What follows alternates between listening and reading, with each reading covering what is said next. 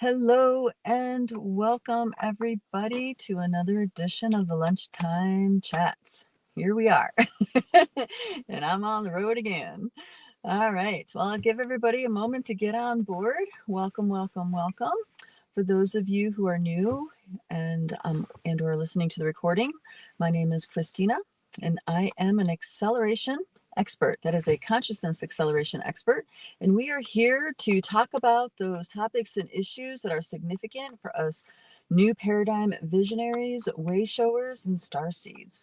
We have perceptions, we have abilities that our larger human family doesn't yet embrace. And therefore, we have a very unique perspective to what we see going on in the world these days. So welcome, welcome, welcome. Hello to Sister Beverly. Good to see you. Please let me know that the sound and the signal is okay. I'm tucked away here in the Rockies, and I think I found a spot that has a decent reception. So let me know if the sound is good. Awesome. Thank you, Bev. All right. So we have some things to talk about. Now, this time around, I think the chat is going to be this time we're going to be going super multidimensional. We have some very significant alignments happening interdimensionally, and I want to talk about those because it feels like a lot of the intensity that so many of us have been going through over the past several months has been preparing us, stripping us down for what is about to come in, I'm going to say, full spectrum alignment. Hello, dear Sister Sherry. Good to see you. So we've had a lot of intense stuff go on. We've had the floods and, there's the wars, right? Absolutely awful things with that. That's hands down tragic, awful, heartbreaking, and so much more. And in our country, we've had disasters. People have had personal disasters, but then there's been community disasters, like in Appalachia, the flooding and the fires in LA, the tornadoes over there. I think that was in Texas, destroyed an entire town. I mean, there's things happening. Humans are going ballistic over the politics, regardless of what side you're on. I mean, people are really getting pedal to the metal with their emotional response, their emotional reality. And it may seem like it's all going to shit. We're all going to hell in a bucket, right? But, and when you're in the middle of that kind of intensity, of course, it's very, very difficult to see the light on the other side. This is absolutely true. And I don't want to discount the intensity of the feeling, the grieving, the pain, the sorrow, okay? But I do also want to bring in that there is an amazing light on the other side. And this isn't something that if you prayed hard enough, you're going to receive it or something like this. Wow, I'm having a deja vu. Okay, this is something that is like a force of nature. As the sun rises and sets, as the moon orbits, as the tides ebb and flow, it's a force of nature. It's not something that's only for the faithful and only for the awake. It's for everybody. And if you're awake or not, that will actually, I'm going to say, shade your perception of the experience that's about to get lined up for us.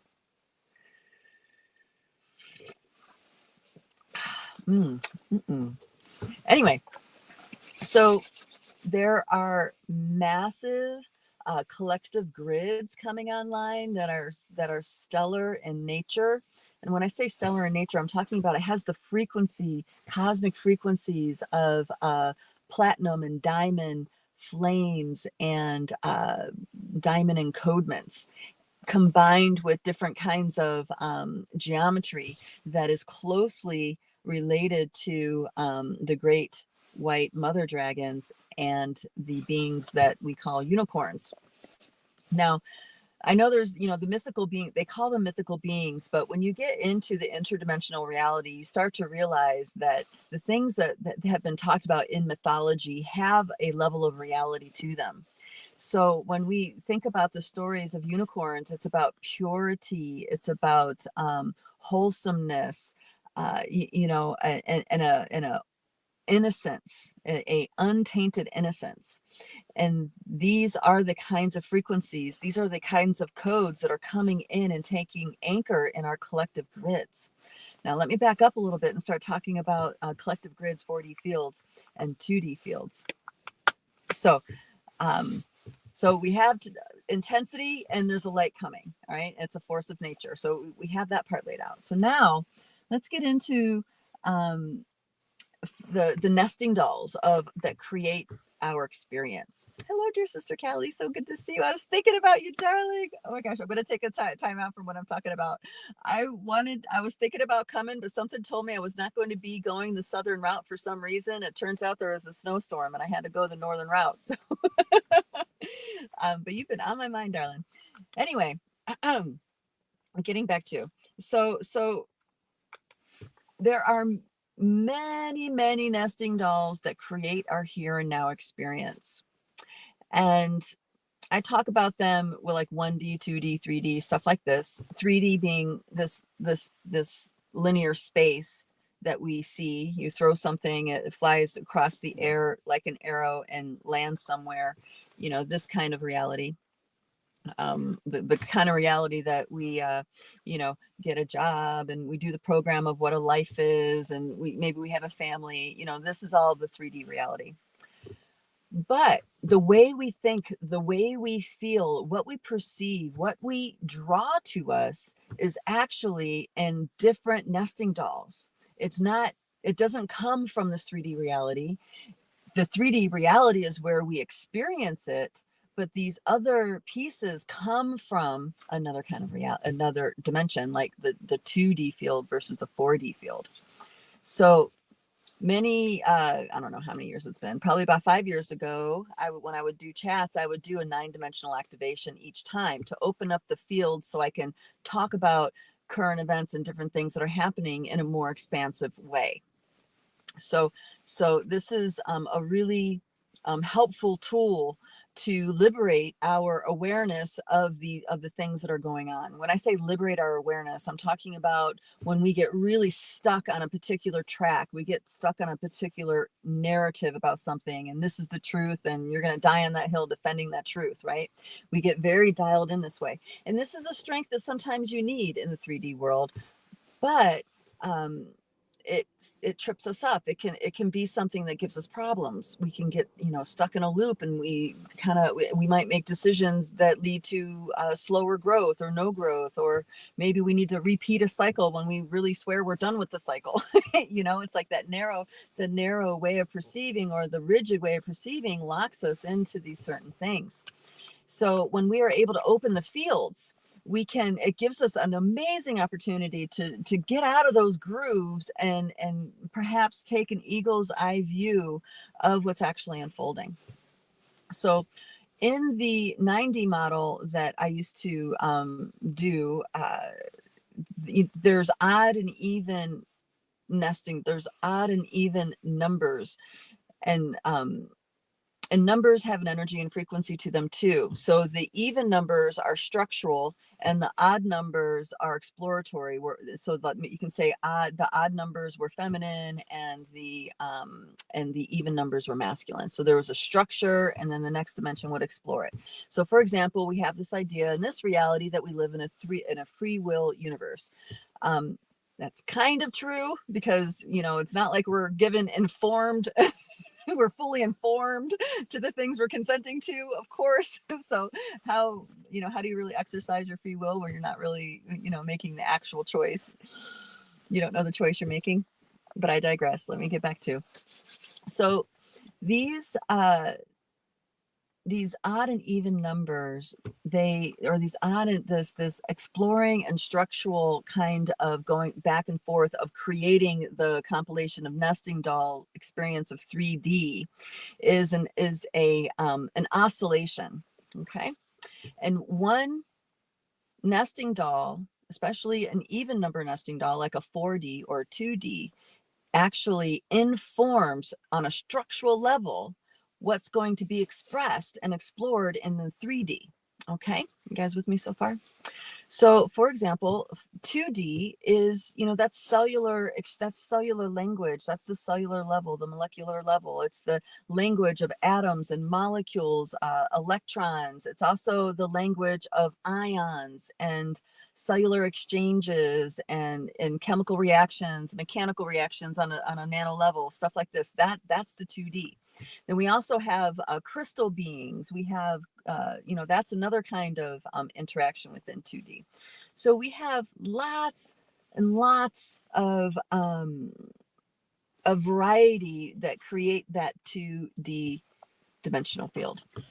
So our biosuit, when we look at it in 2D, we're made up, if you go down to the base components, fire, air, earth, water, spirit, right? Then, we are, everything that our body is made of comes from those core elements. So all of our DNA is made by a combination of this. We have our bones, we have our blood, we have, different systems within systems that is the 2D level of our biosuit. A very important layer of that system is our nervous system. And darn it, I can't remember who sent it to me, but someone sent me something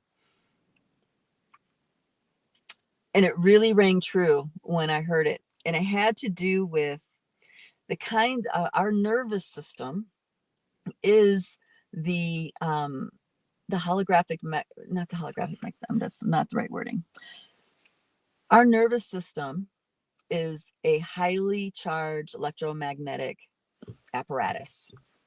And it works faster than the speed of light. Okay. So it's a very, it's a hyperdimensional part of our biosuit. And our nervous system is what magnetizes the frequency matches to bring for us to experience. And this is why things like trauma, PTSD, stuff like this is so impactful in an individual's life. Okay. There's other things too. There's addictions, right? There's ancestral wounds. There's all sorts of things that inform our nervous system in vitro, right? And to the here and now. So the 2D reality of our biosuit has a major contributing factor into the reality we are experiencing, how we experience it, the stories we tell ourselves. I recently had some massively retriggered PTSD, and it wasn't just like once, it was like over and over and over again, and I was so tweaked, and it took me a while to realize that the thoughts and emotions that were rolling through me, these were ancestral. They're not actually a narrative that was relevant for the here and now. It was stuff that my loops that my parents and grandparents would be in. And so I had inherited their PTSD. Anyway, so the 2D has a huge impact on what this 3D expression is exploring. And also within the 2D field, so our body is as the earth and the earth is our body. There are interdimensional portals and stargates within the 2D fields. Okay, so and this is where you will go into maybe a cave or an underground tunnel system, and then you start going into certain zones of energy. There's information out there about different places in the middle of mountains that have high level technology to them and have an exquisite field that only certain people can actually be within. Okay. And stuff, there's stories all over the place. And I don't mean like the domes, right? I'm not talking about the, like the Draco military installations, though I wouldn't doubt if they have control of a Stargate down there, but I'm talking about the natural network of Stargates. Many of them closed down as we shifted through the ages and we became disconnected from different aspects of we'll call it the libraries of our history. And it's just not our history, it's our ancestors' history, and it's also our star nations' histories. Okay. So those as we fell in our consciousness and became more and more disconnected from these realms, those aspects were, you know, further and further away until they closed down. Now we're in this time of great change. So of course, it would make sense for that change to be coming from many realms, not just one or two. Like some people say, you know, they talk about ascending to 5D. You know, and I understand why people use that terminology, but really, I feel like it's all aspects of us are becoming more and more illuminated. And as we integrate ourselves, this is what it is to become awakened, self-realized. So let me get back. Being self-realized and the kinds of things that self-realized people in the past have done is a result of heavily imbuing the telluric reality of our biosuit with our consciousness, with our, we'll just say our quantum self. Okay, the part of us that has no beginning and has no end. Some people might want to say soul or essence. Okay, but the more imbued our telluric reality in this biosuit is, the more empowered and awakened we are in this reality. And we have many historical figures in the past that have shown us this: avatars, Sithus. We have the story of of Christ and his not just his disciples, but he also worked really close with the divine sisterhood. So there were many beings that were being taught the process. And then, of course, we have others that, throughout history known to have awakened, such as Saint Germain and Ramtha and stuff like this. There's more than I know, and there's more than I can ever list. So just to give you an idea that this isn't something that there's only one coming. You know, it's like it's possible for beings to do this.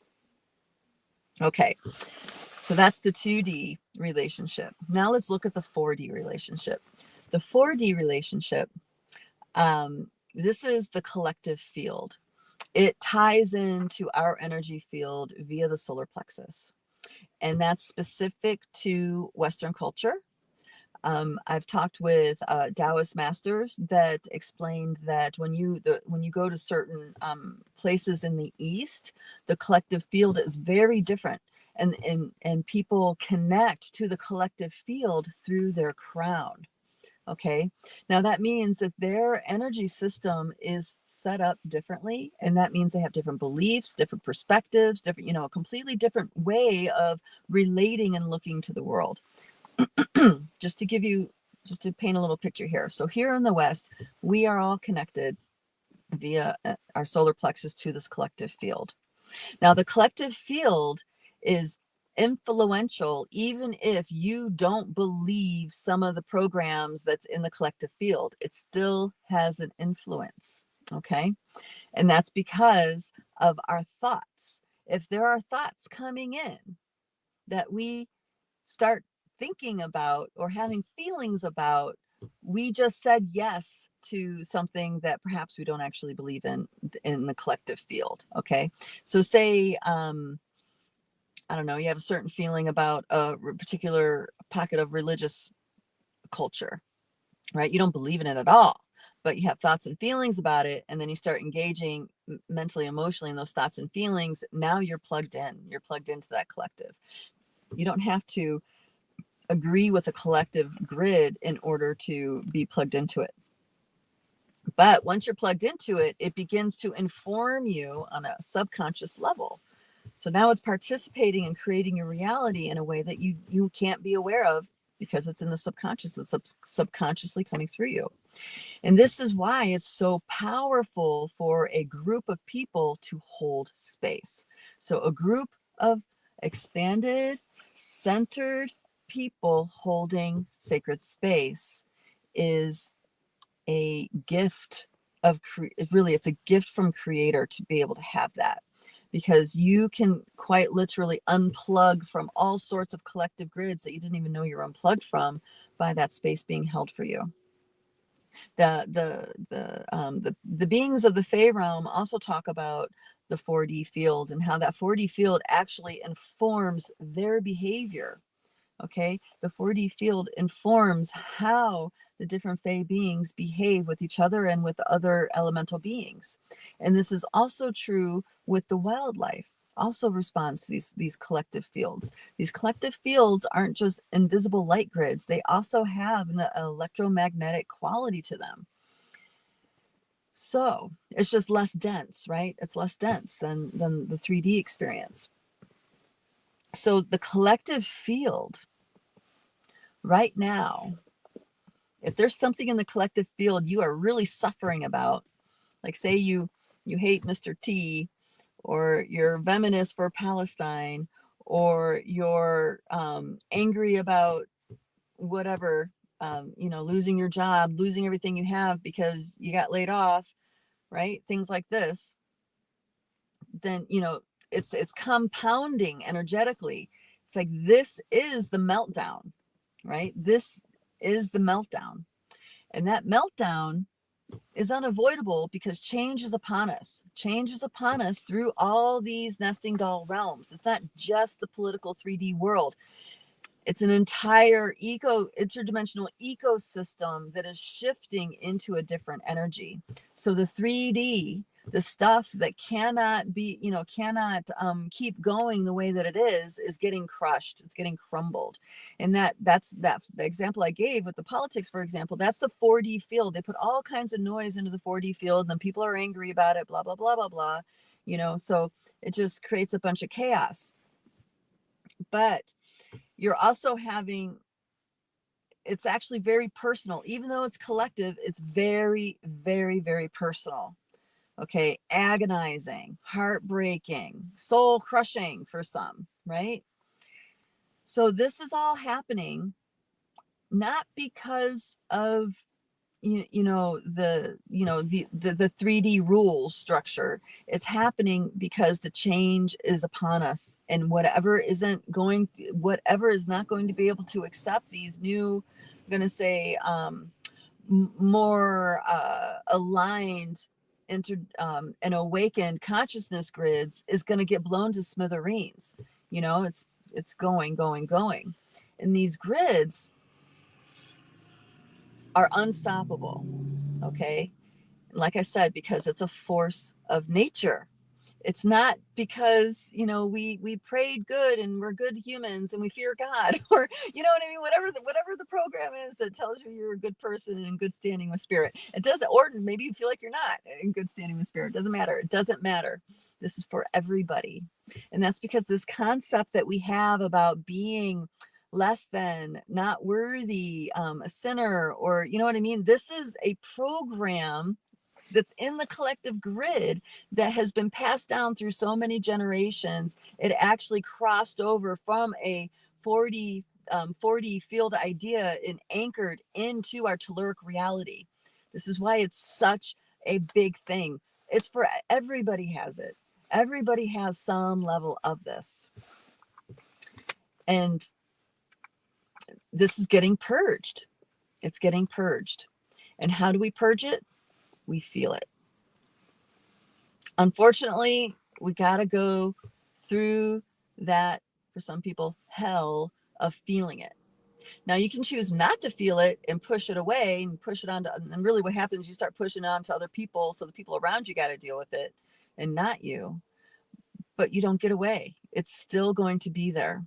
If it's not going to be now, when it's in the moment, it'll be when you die, while you die, and I noticed when in the dying process, when people have a lot of repression, a lot of guilt, a lot of regret, they have a much longer agonizing dying process.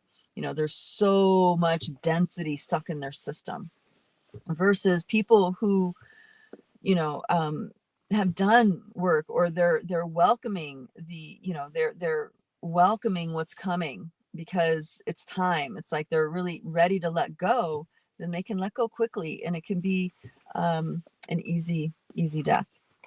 Okay, I don't know why I didn't mean to get into death there. It just kind of it just comes in. I think about it a lot, I guess. Anyway, let's get back to the 4D field. So I had an interesting experience a few days ago.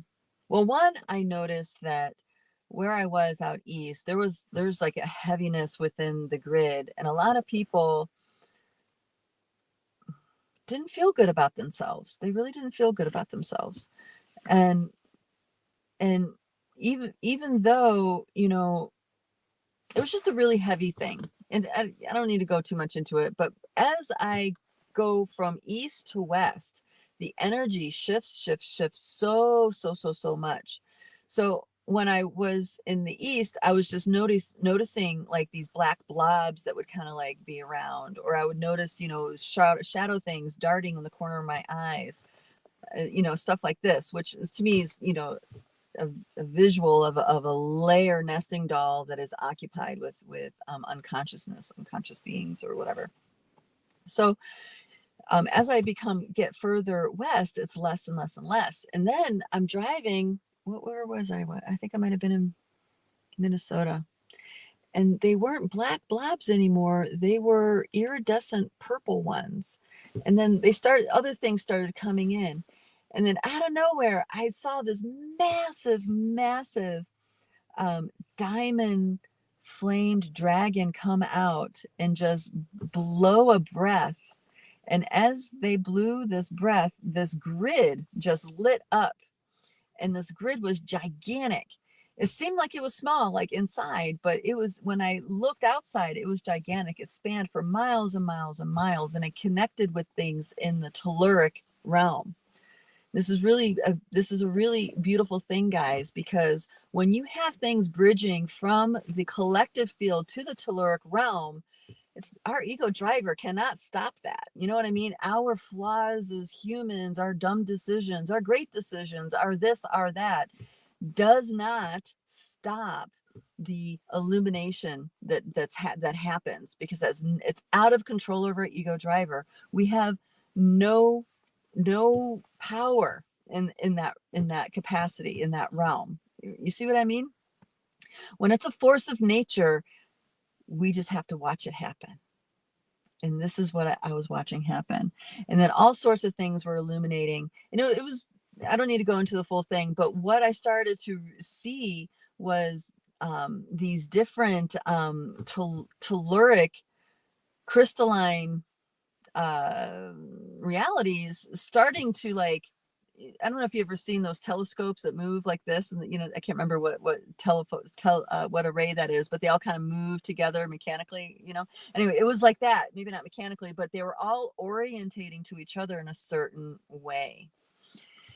And this is also in connection with this idea that the awakening is happening on the inside out.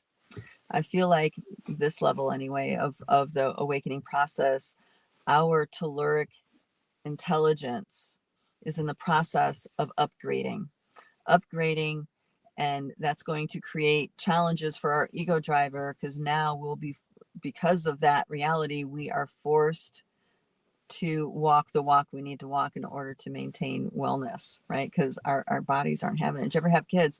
Like, you ever have kids with an allergy? It's like you have no choice. You have to make a life adjustment to accommodate the allergy that your kid might have, or special need, or whatever. It's like, of course you would do that. So why not for yourself?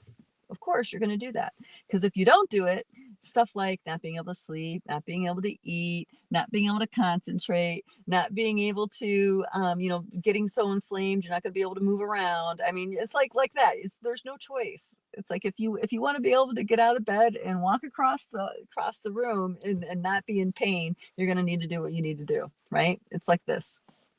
Now, that's just an example. I mean, everybody has their own. I mean, maybe you realize you have a gluten allergy, and it's something that's not very forgiving for you. Dear Sister Starshine, actually, who I was just with, is making this really cool, well, I guess it's not a yogurt, but it's a yogurt. It's a really cool strain called, oh gosh, L. reuteri. It's flora for your intestines, and you combine this with other bacteria, and it cures SIBO. And I think she said a month. You do these you do this, I'm going to call it a yoga because I don't know what to call it. You do the yogurt a little bit every day for a month, and it completely resets your GI tract, your GI tract's microbiome. It's brilliant and simple. I love it. And I had some, it was great. So, and I can tell a difference. Anyway. So this change, so let me connect this change that's coming in with the pain that we're in. All right, we have to feel we have to feel the grief, we have to feel the pain, we have to go through it, and it is really intense. And one of the reasons why it is as intense as that it is because it's not just this event that's coming up to the surface for us to feel, it's lifetimes coming up to feel, right? It is lifetimes of avoidance or lifetimes of wanting to reach this point and not being able to. And then of course it's also ancestral. So there is so much coming up fast and hard, and we're getting thrown sideways. We need to feel it. We need to keep feeling it because it's purging lifetimes upon lifetimes of pain and suffering. And it's also changing us in the deeper subconscious levels of letting go of the need to learn through suffering. And this is the big thing. The need for suffering. A lot of people don't change unless the pain is so bad that the pain of not changing is worse than the pain of change itself. It's like that mechanism inside of humans. This is what many of us who are ready, they're way showers. If you're here, we're purging in such a way, we're having that opportunity to change that need to learn through suffering and instead have more opportunities to learn through joy. And this is a huge paradigm shift for most of us. All right, here, hold on a second. Your sister Callie has something to say here. All right, sheesh, that is something. I'm on the precipice of the big lifestyle change related to food. I also make the El Rotary. Oh yeah, yogurt, it's amazing. Yeah, cool. Yeah, I'm so glad you're making that. Cool. Okay, let me get back to, where was I? 40 field, right? So these grids, that grid that I watched come in, this was I want to say very pristine. The word is high level, but when I say high level, I'm talking about on a maybe divine celestial structural level. And the level is very refined in its frequencies. It's about beauty, love, innocence, purity, affection, this this nurturing frequency. And that might seem counterintuitive because it was coming from a dragon, but it was, but dragons are an embodiment, a direct embodiment of Cosmic Mother. So they do feed and nurture life. So we're going through the suffering, we're going through the pain, we're facing this wall where the change has got to happen. And it's painful, right? So, I think we're at different levels. All of us are at different levels of what we consider painful. But whatever your flavor is, here it is. And we face it. And then it's that all the pain, the grieving, or whatever it is that comes up, we have it and we purge lifetime upon lifetime, and ancestral, grandma, grandpa, great grandma, great grandpa, we get in touch with these pieces and we purge it through our system. And now, as our system is purged, coming up next week, even as soon as next week, a lot of the stuff is already online, but coming up as soon as next week, there's a whole nother level about to drop into our collective field. And this has to do with direct connection with our ancestral libraries, celestial libraries. Okay. So I translate that as we'll have more direct access to the wisdom in our bones, the wisdom of the true ancestors, the ancestors that are the benevolent ones. Okay. Not all of our ancestors are benevolent. A lot of our ancestors had a lot of crap, right? So, hence the ancestral healing and clearing we do. But there's also an ancestral level connection that is benevolent and pure in its essence. It's a very clean connection to our interconnectedness. Let's say it like that. And actually, our dear sister Ray Ellen, that does the planetary encodements on the first Monday of the month, she's going to go much deeper into this piece that I'm talking about. Her and I had a conversation this morning, and she's seeing all kinds of alignments of stuff that is really explosive on a cellular level, on a 2D level, but really big, explosive bursts of energy for change, right? So anyway, so I tune into her on Monday because she'll go much more into that. But for what I'm seeing and what we're seeing in Dreamtime is that there are series of stargates that are part of stellar networks that have been offline for whatever reason. There's different reasons, of course. And the way is getting cleared for them for the aperture to open and come back online again. And when we, we as a group, Light Body has great access to this because we track dreams in groups. And there's times when, wow, the stuff that comes out is amazing. Actually, every time it's worthwhile because you discover something inside yourself. So that's always worthwhile that you didn't know before. But then we get to these other collective pieces that are really astounding. And what I was seeing was that there's preparations for the next level stellar network Stargate system to come online again. And I mean, I'm told that it hasn't been online. It's been offline for quite some time. And they were alluding that, my guides were alluding that it's, it hasn't really been online since the time of the dinosaurs. So depending on what kind of history and what kind of timeline you prescribe to, I'll tell you different things. But there is a storyline where humanoids were here on this planet while dinosaurs were here too. Anyway, so, and what it is there, it's a interconnectedness network of the Pleiades in connection with a stellar network of Sirians. Now, I don't know if you guys remember, the Sirian gateway has been wide open for quite some time. And now I can see that it's been open long term because it's reestablishing this network, this stellar network. And it feels like, there's oceanics in there, there's momos in there, there's all sorts of beings within that whose consciousness stream is informed by that network.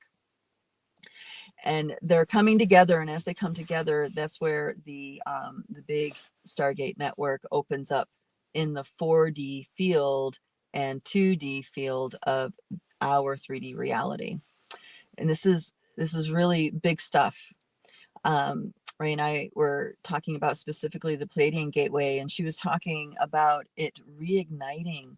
It's like it's explosive. There's explosiveness happening in such a way that it is priming us for that opportunity to reconnect with the inner spark, the divine spark in our heart. Okay. And that's a beautiful thing, especially for those of us that have been going through a lot of pain and grieving and heartbreak. It'd be really great to come back home to our hearts, I'm sure. Because what has happened is that because these nesting dolls fell from these highly evolved, wise consciousness grids, deep wisdom. For example, we have stories about the Alcyone Library in the center of the Pleiades. This is like the record of the universe, where all the records of the universe, so to speak, reside. And we lost connection with that as far as that grid work informing our reality. Because those stargates were shut down or got shut down or whatever the process was. Maybe it was just time for us to orbit out of it. Who knows? I think there's many different stories of why. Some people, talk about the fall of consciousness in different ways. So regardless of the story that you prescribe to of the fall of consciousness, this is what it looks like in these interdimensional planes. It's that we no longer have access to certain levels of interconnectedness and wisdom. until we do. And that's these times right now. This is why it's so important that these changes happen, so it can pay, so we can have, the cathartic release, paving the way for these much more refined consciousness grids, much more integral consciousness grids to drop in. Okay. Now it feels like, outside looking in, that the strategy of the powers that be that don't want to fall away, that are definitely falling away, their strategy is to keep the 4D field as chaotic and painful as possible, so people are distracted and they don't actually see these other pieces that I'm talking about. And I mean, that includes star seeds and light workers. I mean, no one is immune to the shenanigans. No one's immune to the shenanigans. We all have our Achilles heel in our own way until we grow out of it, right? And when I say grow out of it, that means, and this came from actually a teaching from the Sasquatch around seek out your frequency match. Let go of all those things and relationships that are not a frequency match, and seek out your frequency match and do that. And as we do that, we are bringing more space holders, and we're cultivating our 4D field that's around us to be more conducive to the expression of who we truly are, our authentic, whoever that is. Okay. And it really makes sense to me when I feel the difference between a frequency match and not a frequency match. And if there's manipulation and other kinds of noise involved, that makes it even worse. It's like I can tell when I'm going in a frequency match, because there's certain kinds of people with values, certain kind of value systems they normally have, where I can feel like that matches. We have different way of looking at things that's separated from the fear program. And that alone can be very triggering to people if they're heavily in the fear program. Anyway, so this awakening is upon us. These star, I'm going to say advanced level star stellar grids are coming back online. I think I always mess the dates up, but I'm pretty sure Raylan was talking about the gate becoming fully open and accessible on April 20th, which is very interesting. Those of us who have been doing the dream work, it's like we see things before they come. We start accessing the energies and the downloads and the transmissions and all this before it sets in. And this is part of our role of dreaming the world into being. This is part of our engagement with the multidimensional reality, is engaging with these encodements and downloads, transmissions, if you will, that go on when we're tracking in through Dreamtime. So if we are able to cleanly access the rabbit holes in Dreamtime, the transmissions can come. But if we have in our own collective field some emotional things or some beliefs or some programs running, then we'll spend time cleaning those things up. So the for the next cycle, if you will, that aperture might be more available. Yeah, the more we embrace the understanding of how things don't start here in this 3D. Everything that's here in this 3D starts in these outer nesting dolls. And that 4D field it's cleaner than it used to be, even though it's super chaotic because of the powers that be, right? But it's way better than it used to be. And I know this because when I was doing those activations, the 4D field was so heavily damaged and distorted that it would take an entire weekend to do an activation, right?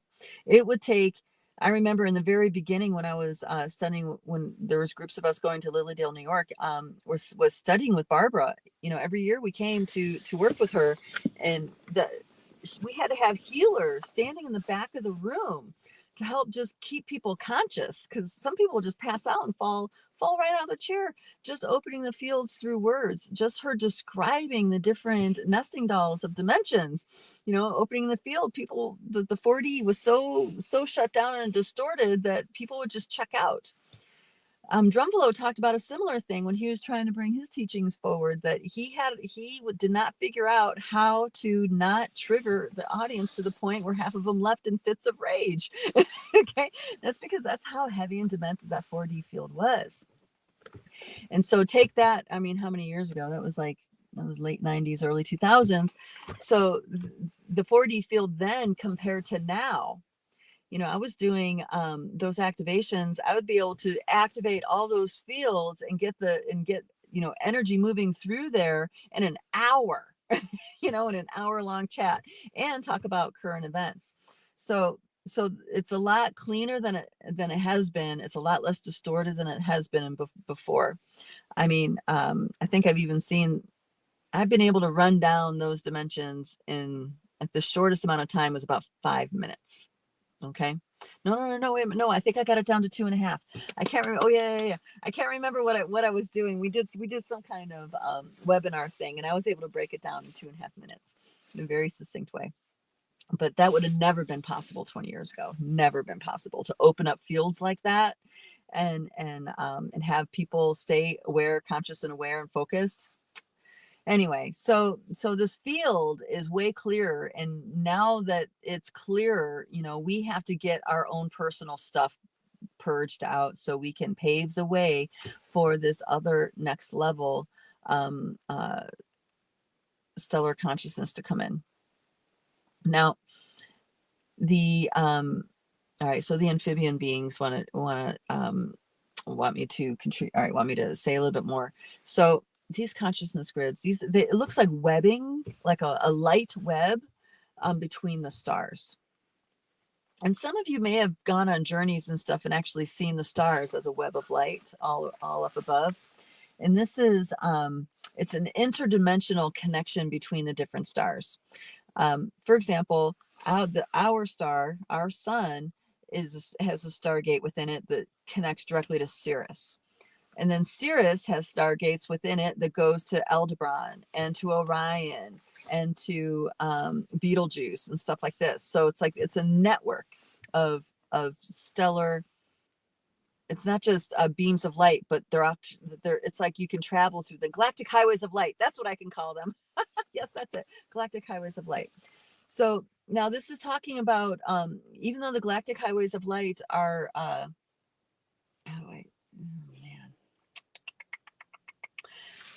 they're now becoming a frequency match with that 4D field, and they're dropping in.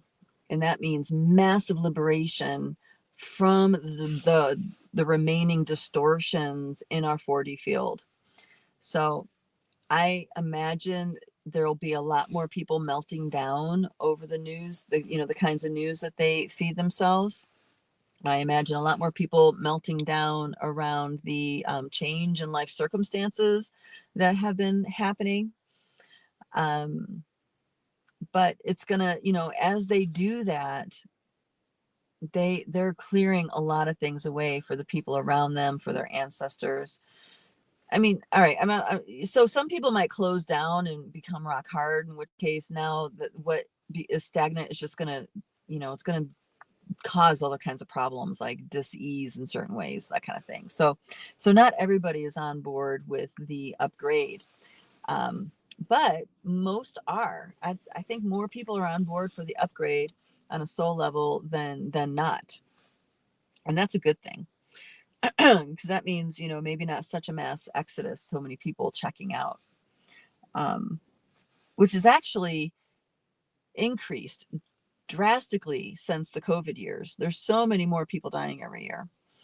And, yes, there's some narratives about why that is so, but there's natural disasters, there's wars, there's all sorts of things. Oh, that's what I didn't mention. Okay. Do I have enough time? Yes. So I did leave this part out. So the wars that's going on in the Middle East, you guys, it doesn't, the media, the narratives, they are telling everybody some level of narrative that they believe, so people don't really understand the bigger picture of what's going on. Okay. For example, people are all upset about what Israel is doing with Palestine. Yes, absolutely. It is genocide. There's no way to cut that in a different way. And yes, our government and the narrative is that there's a certain narrative that say that they deserve it. Okay. There's also the Ukraine Russian thing. And then there's also the Saudi Yemen thing. And then there's also the, the Rwandan thing. So there's genocide's happening over and over and over again. It's just now we know about it. Before we didn't know about it, and we were blissfully ignorant. But now we're being told about it, and we're being told about it for a reason. Okay.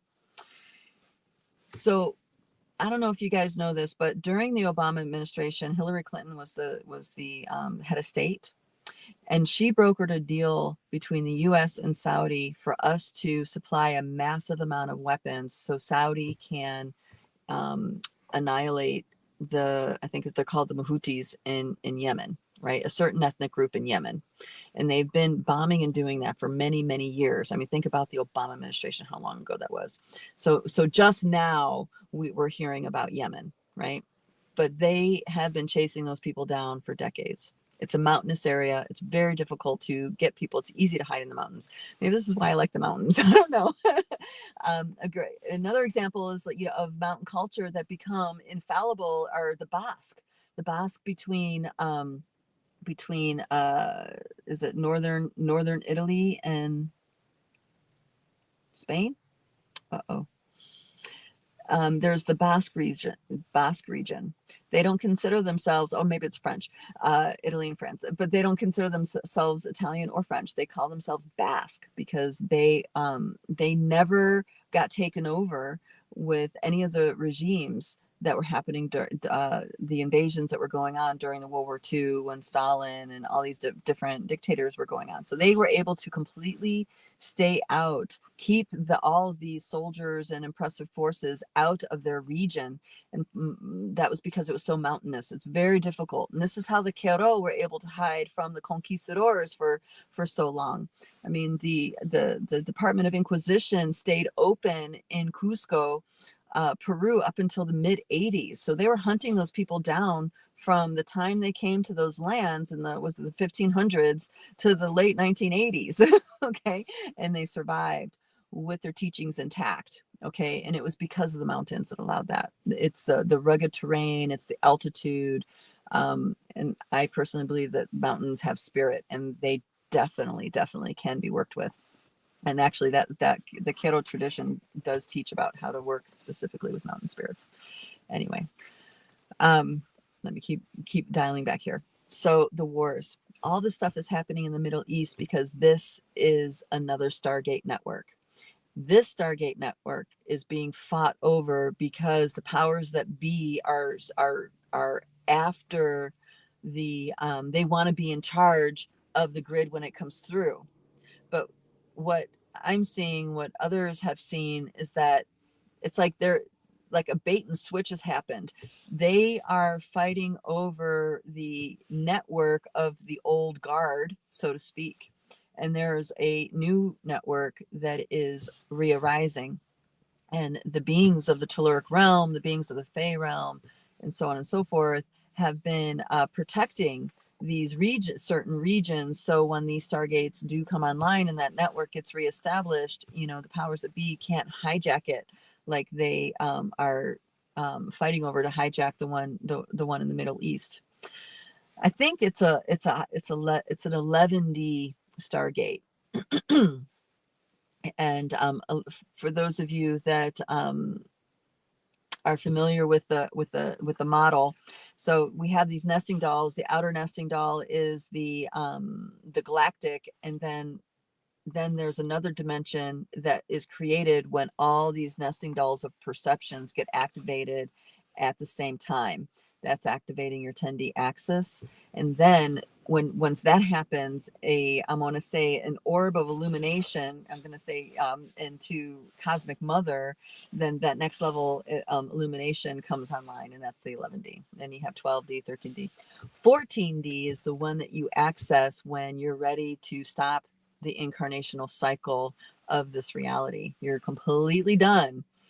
incarnating in this level of reality. And that's that 14th gateway that you would leave through.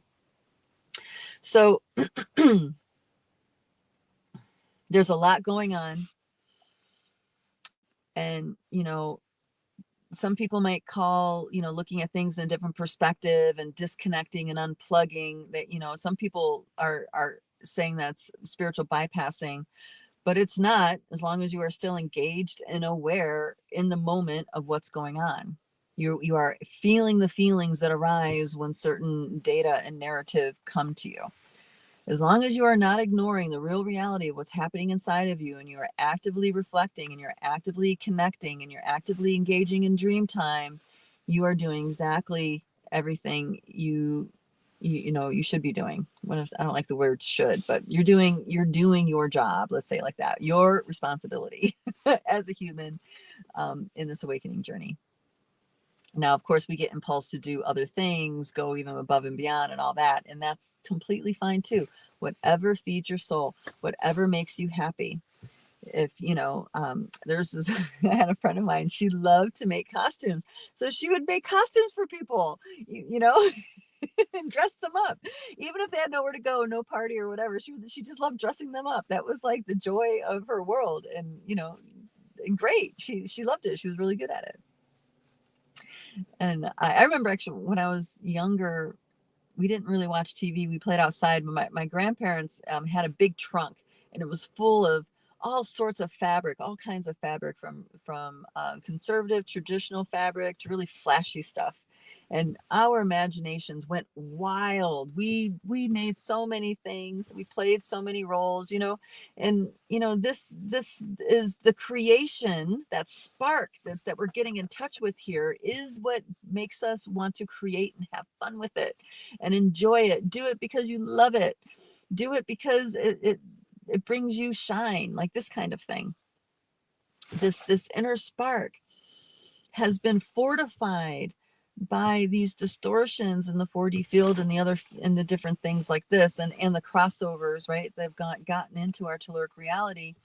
There's been a fortification that's happened with our hearts, around our heart space. I won't say the heart itself is corrupted, but there's a distortion field of pain around our hearts. This is why a lot of times when our heart opens, we cry. It hurts. Okay. I've had experiences where my heart got opened, blasted open so wide, I had to cry for a while. It was painful, physically and emotionally painful, to let my heart get that exploded open. And that's because there's this, this fortress that gets, or this hardness, let's say, that gets formed around it. And it wasn't until, there was at a certain point, there was a heartbreak that I really didn't think I was going to recover from. And that, I feel like, was really what cracked what fortifications I had, because it required total surrender. Yeah, so this was many years ago when I was traveling through Holland.